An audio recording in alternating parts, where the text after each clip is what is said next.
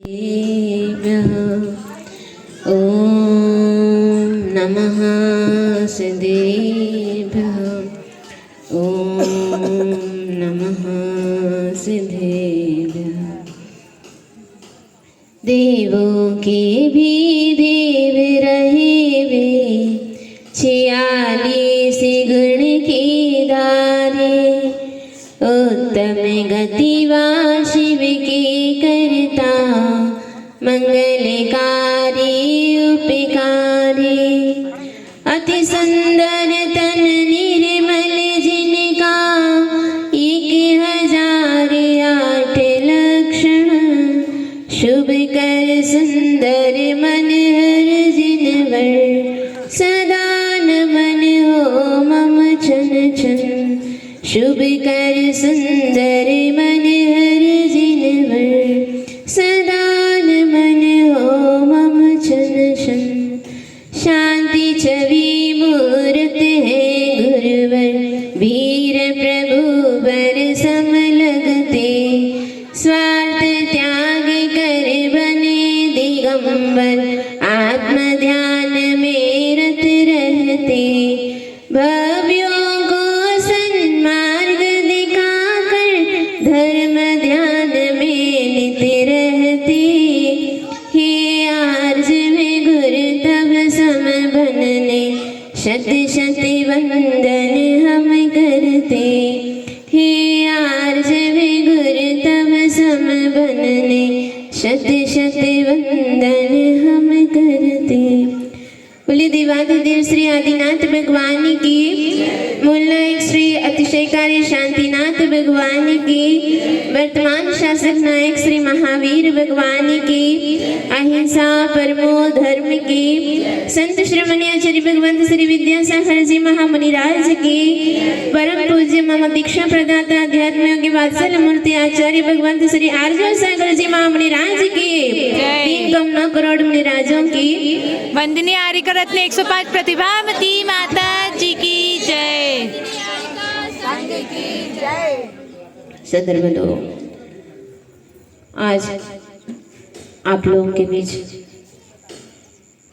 एक महान उत्सव के रूप में आप लोग तो मना ही रहे हैं, और हमारे लिए भी यह दिवस एक महत्वपूर्ण होता है, जिसमें गुरुओं का उपकार याद किया जाता है, और साथ साथ में दीक्षा जब होती है उस समय की विशुद्धि को याद करना आवश्यक होता है, जिसके माध्यम से हमेशा उस विशुद्धि के साथ संयम का परिपालन अच्छे ढंग से अपने जीवन में होता रहे। इसके लिए हर एक साधु के लिए गुरु महाराज कहा करते हैं कि अपना दीक्षा दिवस को हमेशा याद रखना, जिसके माध्यम से अपना संयम की यात्रा आगे मंगलमय और बनता रहे। इस दीक्षा दिवस को मनाने के लिए कई लोगों ने निवेदन किया था। तेंदुकेड़ा वालों तो लगे ही थे कि जब तक दीक्षा दिवस नहीं मनाएंगे तब तक तो हम लोग छोड़ेंगे ही नहीं, लेकिन भावना बहुत थी कि बड़े बाबा कुंडलपुर के आदिनाथ भगवान के दर्शन करने की, तो हम तो बहाना बना करके वहाँ से निकल आए और बड़े बाबा का दर्शन और 3 वंदनाएं की, और साथ साथ में वहाँ पर भी भावना थी, वहाँ पर भी मनाए। लेकिन हो सकता है और किसी का पुण्य तेज हो गया है, विजयनगर वालों का और दमोह वालों का, जिसके माध्यम से यहाँ पर आप लोग हर्षोल्लास के साथ मना रहे हैं। तो यह पुण्य भी बहुत कुछ काम करता है, और गुरु के भक्त भी यहाँ पर हमेशा ही हैं। जब से 2007 से यहाँ पर गुरु महाराज जी का चातुर्मास हुआ था, वह चातुर्मास भी एक ऐतिहासिक हुआ था, जिसमें 16 कारण व्रत में करीब 350-400 लोगों ने व्रत करके इतना इतिहास चातुर्मास कराया था। और उस समय शिविर आदि में भी बहुत भरपूर उनकी भक्ति और उल्लास अपन देखते हैं। और साथ साथ में जब 2017 में यहाँ पर जब पंचकल्याण हुआ था गुरु महाराज के कर कमलों से, उसमें स्वधर्मेंद्र बनने का सौभाग्य भी यहाँ वालों ने पाया और माता पिता बनने का भी सौभाग्य बहुत लोगों को मिला है। तो ऐसे गुरु महाराज जी से यहाँ सब लोग परिचित हैं ही। ऐसे गुरुओं को पाकर के भक्त तो धन्य होते ही हैं, लेकिन एक रिश्ता ऐसा होता है, तुम्हारा रिश्ता तो टूट भी सकता है, क्योंकि तुम लोग भक्त हो। कौन हो? भक्त भी नहीं हो क्या? भक्त तो हो। भक्त का भक्ति करते करते कभी भक्ति की सुनाई ना हो तो तुम्हारी भक्ति भी कभी कभार टूट भी सकती है। लेकिन एक विश्वास का जो रिश्ता है गुरु और शिष्य का, ये किसी को किसी मोड़ पर कोई इसको तोड़ नहीं सकता है। ऐसा एक विश्वास का बंधन होता है ये गुरु और शिष्यों का। ऐसा एक बंधन हर एक व्यक्ति को मिलता नहीं है, क्योंकि ये विश्वास का बंधन है। जब तक तुम्हारे अंदर विश्वास रहता है तब तक वे गुरु तुम्हारे सामने दिखाई देते हैं, और जब विश्वास टूट जाता है तो वे ही तुम्हारे से बहुत दूर हो जाते हैं। भले आज हमसे गुरु दूर हों, लेकिन फिर भी हम उनके पास हैं। परोक्ष में भी रह करके अगर उनके वचन, उनकी उपस्थिति रहती है तो मान लीजिए हम भी उनके पास ही हैं। कभी उनके वचन को जो साथ में रखता है उनकी परिस्थितियां कभी बिगड़ नहीं सकती है। तो ऐसा सुअवसर गुरु महाराज ने जो पाया है, गुरु महाराज ने दिया है, तो वह बहुत ही अमूल्य है। इसका कोई वचनातीत है, इसका कोई कथन कर नहीं सकते हैं। ऐसे गुरुओं का उपकार महान होता है। और मात्र गुरु कितना महान उपकार करते हैं, एक माता पिता से भी बढ़कर के एक महान उपकार करते हैं।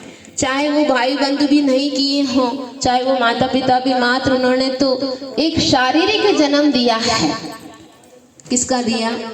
मात्र इस शरीर का जन्म देने वाले माता पिता हो सकते हैं, लेकिन एक संयम का जन्म देने वाले वे गुरु महाराज ही होते हैं, वे गुरु ही होते हैं। इसलिए जन्म दिवस कभी नहीं मनाना चाहिए, क्योंकि मृत्यु के साथ सभी लोगों का जन्म होता है। लेकिन जिस दिन संयम का जन्म होता है उस दिवस को गुरु महाराज जी कहते हैं अच्छे ढंग से मनाना चाहिए। तो ऐसे आज संयम जो मिला है बहुत ही मुश्किल के साथ, पुरुषार्थ के साथ मिला है। यात्रा बहुत लंबी चौड़ी है, लेकिन विश्वास का बंधन जो था उसके माध्यम से आज यह संयम मिला है। गुरु मात्र ऐसे ही किसी को भी शिष्य नहीं बनाते हैं, परखते हैं पहले। जैसे हर एक मिट्टी से कुंभ नहीं बनता है। हर एक मिट्टी से बन जाती है क्या? किसी भी मिट्टी, किसी को भी कोई सी भी मिट्टी ले आओ और कुंभ बनाने लग जाओ तो कुंभकार उसको भी परखता है किस मिट्टी से बनाया जा सकता है, और उसको खोद के लाता है, मुलायम बनाता है, उसमें से कंकड़ पत्थर निकालता है और बहुत कुछ पुरुषार्थ करके उनमें से मुलायमपन ला करके उसके लिए एक चाक पर रख करके उसके लिए कई तरह का आकार देता है, और उसके बाद थोड़े थोड़े धूप में सुखाता है, और उसके बाद अग्नि के माध्यम से उसको ऐसा परिपक्व बना देता है। उसके बाद अगर तुम गरम गरम पानी भी डाल दो तो भी ठंडा बनाने का एक शक्ति उसके अंदर आ जाती है। ऐसे एक कुंभकार की तरह और बांस को बांसुरी बनाने वाले की तरह हमारे गुरु महाराज जी होते हैं, जो यूं ही पड़े हुए एक सामान्य से एक श्रावक कहना चाहिए, एक आत्मा को एक परमात्मा तक पहुंचाने वाले भी गुरु महाराज जी होते हैं। आप लोग भी पढ़ा करते हैं, गुरु गोविंद दो गड़े काके लागे पाए, बलहारी तुम्हारी आपकी गोविंद दियो बताए कहते हैं। लेकिन गुरु महाराज तो कहते हैं बनाए, मात्र बताते ही नहीं हैं, बना देते हैं। क्या बना देते हैं? गुरु भगवान ही बना देते, भगवान को बताते नहीं। भगवान बनाने वाले भी गुरु महाराज जी होते हैं। वास्तव में वे मोक्ष मार्ग ना बताया होता, अगर मोक्ष मार्ग में ना चलाया होता तो भगवान तक कैसे बन सकते हैं। तो ये सब गुरुओं का उपकार होता है। और जैसे कि एक बार दो लोगों के स्वर्ग में दो देव लोगों के बीच चर्चा चल रही थी कि जो सबसे पहले यहाँ से आयु क्षय करके नीचे जाएगा, ये तो यहाँ तो भोग तो बहुत हैं, लेकिन जो संयम धारण करने की शक्ति हो मनुष्य गति में ही है। वह मनुष्य गति कब प्राप्त हो, ऐसे दो मित्र देवगण तरसते थे। तो उन्होंने आपस में एक दूसरे से बात कर ली कि जो यहाँ से आयु क्षय करके सबसे पहले जो जाएगा, अगर वहाँ जा करके कोई विषयों में रम जाए, मानो अब वहाँ तो कुभावना बातें हैं और यहाँ पर आकर के सब भूल जाते हैं और विषयों में रम जाते हैं। तो अगर वहाँ जा करके कोई भूल जाए तो दूसरे देव आकर के समझा दे मुझे, ऐसा वहाँ पर आपस में बात कर लिया। अगर हम पहले चले जाएंगे तो तुम आकर के समझा देना, और तुम जाओगे तो हम आकर के समझा देंगे। दोनों में आपस में बात हो गई और एक देव की आयु वहाँ से क्षय को प्राप्त करके मनुष्य गति में जाकर के एक बहुत बड़े राजा के घर में उसमें जाकर के जन्म हुआ और धीरे धीरे वो बढ़ता चला गया और युवराज को पद को प्राप्त कर लिया। युवराज जैसा बन गया, मतलब बड़ा हो गया और बहुत कलाओं में पारंगत हो गया। और उसी समय उन्होंने देखा वहाँ से देव गति में बैठा हुआ देव कि वहाँ जाकर के जो हालत सबकी है वैसी हालत इसकी भी जाकर के रम गया है, और इसको कैसे हम जगाएं। अब जगाने तो बात तो हो ही गई, जगाना तो जाना ही है। तो वह अपना रूप बदल करके वहाँ पर पहुँच गया और एक सपेरा बन करके कई तरह के सांप को अपने पास रखते हुए सबको दिखाता जा रहा था। देखो मेरे पास ऐसे ऐसे सर्प हैं, ऐसे ऐसे सर्प हैं। दिखाता दिखाता वह पहुंच गया राजमहल के पास और युवराजा के सामने जाकर के कहा कि देखो हमारे पास कई तरह के सांप हैं। और युवराजा ने कहा बता तो दो, मैं सबको पकड़ करके दिखा दूंगा। सब पकड़ के दिखा दिया, लेकिन एक सांप दिखा नहीं रहा था। युवराज ने कहा सब हो गया क्या, और कोई तो नहीं बचा? तो उन्होंने कहा नहीं, एक बहुत खतरनाक है और जो ही हम खोलेंगे और इतना भागता है और वो डस जाए तो प्राण ही निकल जाएगा, कोई बचाने का कोई उपाय नहीं है, इसलिए मैं उसको नहीं दिखाता। तो उसने कहा मेरे पास सब कला है, मैं पकड़ के दिखा दूंगा, तुम तो खोलो। नहीं दिखा सकता, पहले आप राजा से मुझे पहले तो दिला तो दो, नहीं तो मार देंगे मुझे, प्राण दंड दे देते तो मेरा क्या होगा। तो पहले आप वचन दिला दो राजा से, कुछ नहीं करेंगे हम तो ही मैं उस सर्प को दिखा सकता हूँ। तो राजा से कहा कि आप कह दीजिए, मेरे पास तो सब कला, मैं पकड़ के दिखा दूंगा, आप डरना नहीं, आप बता तो दीजिए उसको। तो राजा ने कहा कोई बात नहीं, दिखा तो दो, मैं कुछ नहीं करूँगा। अगर मेरे बेटे के लिए कुछ हो भी जाए, काट भी देगा वो सांप, तो भी मैं कुछ नहीं करूँगा तुम्हारे लिए। वचन दे दिया। तुरंत उसने ज्यों खोला, वो सांप ऐसा भाग रहा था, भले छोटा सा है, ऐसा भागता था और युवराज जो पकड़ने गया वो तुरंत उसने डस दिया। तुरंत वहीं के वहीं नीचे गिर पड़ा और बेहोश हो गया। ऐसा लग रहा था चला ही गया। सब रो पड़े, राजा रानी सब, पूरा राज्य रो पड़ा। अब क्या करूंगा मैं, अब कह भी नहीं सकता। सपेरा से पहले वचन ही दे दिया, उसने पहले ही बता दिया था। तो फिर हाथ जोड़ करके राजा ने कहा सपेरा से, कुछ ना कुछ तो उपाय होगा तुम्हारे पास, कुछ ना कुछ तो उपाय होगा तुम्हारे पास, क्योंकि सर्प रखता तो उसके उपाय भी तुम्हारे लिए होना चाहिए। तुम्हारे पास कुछ ना कुछ भी कर दो, मेरा राज भी ले लो, लेकिन मेरे पुत्र को जीवित कर दो। तो उसने कहा मुझे राज नहीं चाहिए, मेरे पास कुछ भी तंत्र मंत्र तो है नहीं है। बहुत कुछ कहने के बाद उस सपेरा ने मान लिया और कहा कि मुझे राज नहीं चाहिए, अगर आपके पुत्र अगर जीवित हो जाए, अगर खड़ा हो जाएगा, तुरंत आप उससे ये कहना कि अब तुम्हारा हमारा नाता समाप्त, जाओ जिन्हें दीक्षा धारण करो। अगर ये वचन आप कह देंगे तो मैं अभी उसको उठा सकता हूँ। तो कहा कि चलो कहीं ना कहीं तो जीवित रहेगा, कहीं ना कहीं तो मेरा बेटा जीवित रहेगा, तब मैं कह दूंगा ये वचन, तुम पहले उसको उठा करके दिखा दो। तुरंत वहाँ पर गया, क्या है, यूं यूं किया, तंत्र मंत्र पड़ा, तुरंत वो उठ के खड़ा हो गया। देख कर आश्चर्यचकित हो गया और आजू बाजू देखता है, क्या हो गया था मेरे लिए, वो सांप कहाँ गया, मैं पकड़ने गया और मैं इतने कलाओं में पारंगत होने के बाद भी हार गया हूँ और लज्जित हो गया। और जो ही राजा के पास, राजा तुरंत उसके पास गया, बेटा कुछ नहीं, कोई बात नहीं, आज से तेरा मेरा नाता समाप्त, जाओ बेटा जाओ, यहाँ से जाकर के तुम जिन दीक्षा को धारण करो।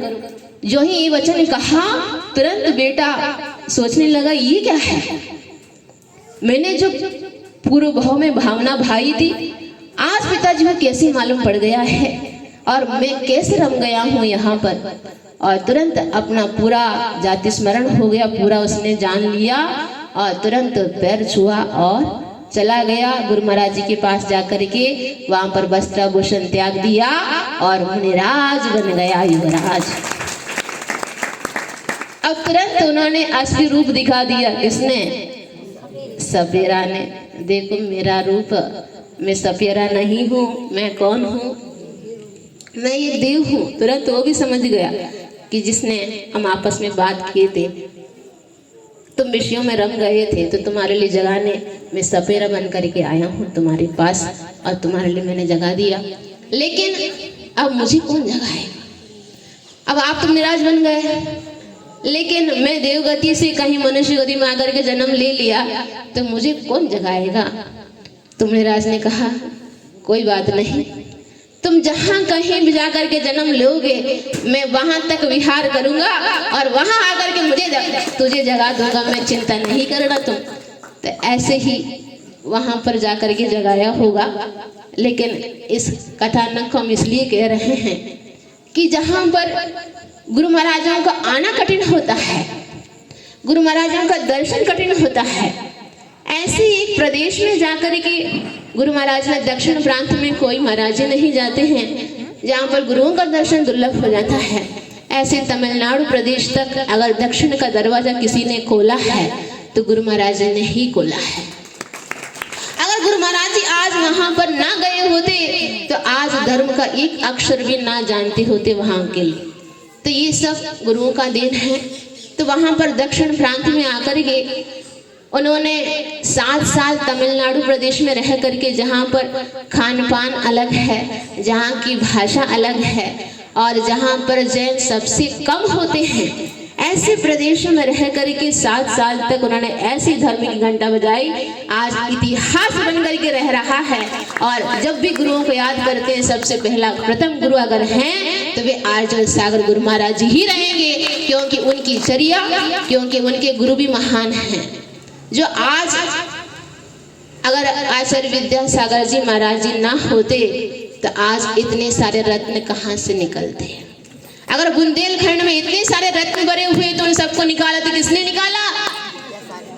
जन्म तो हुआ कहीं और आए कहीं, और कोई तो यहाँ जन्म लिया और कहीं के रत्न को किसी ने निकाल दिया।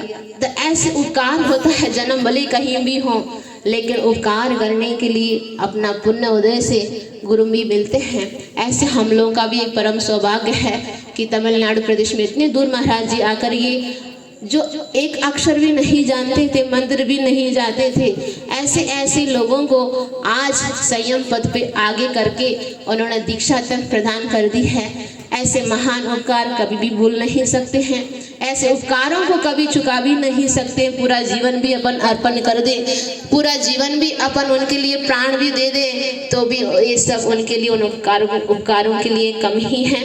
तो ऐसे कई उपकार, गुरुओं का उपकार तो कभी वचनातीत है, कह नहीं सकते हैं। फिर भी आप लोगों के माध्यम से आज ये गुरु उपकार दिवस आप लोगों ने मनाया है। ऐसे गुरु हमेशा जीवंत रहें और अनेकों अनेकों शिष्यों के लिए दीक्षा प्रदान करते हुए सबके लिए मोक्ष मार्ग प्रशस्त करते रहें। इसी मंगलमय भावनाओं के साथ तुम चरणों की धूली गुरुवर, तुम चरणों की धूली गुरुवर जिस प्राणी को मिल जाती, तुम चरणों की धूली गुरुवर जिस प्राणी को मिल जाती, अटल विश्वास है हमारा है कि, अटल विश्वास हमारा है कि उनकी किस्मत भी खुल जाती, उनकी किस्मत भी खुल जाती। किस्मत खुली हमारी गुरुवर, किस्मत खुली हमारी गुरुवर, बिन मांगे ही सब कुछ पाया है। किस्मत खुली हमारी गुरुवर, बिन मांगे ही सब कुछ पाया है। तुम्हारे आशीष से जीवन में सच्चा आनंद आया है। तुम्हारे आशीष से जीवन में सच्चा आनंद आया है। सरल मूर्ति पूज गुरु को अपना शीश झुकाते हैं। सरल मूर्ति पूज गुरु को अपना शीश झुकाते हैं। जिए हजारों साल गुरुवर, हम यही भावना बाते हैं। जिए हजारों साल गुरुवर, हम यही भावना बाते हैं। बोलिए परम पूज्य आचार्य भगवंत श्री आर्जव सागर जी महामुनि राज की।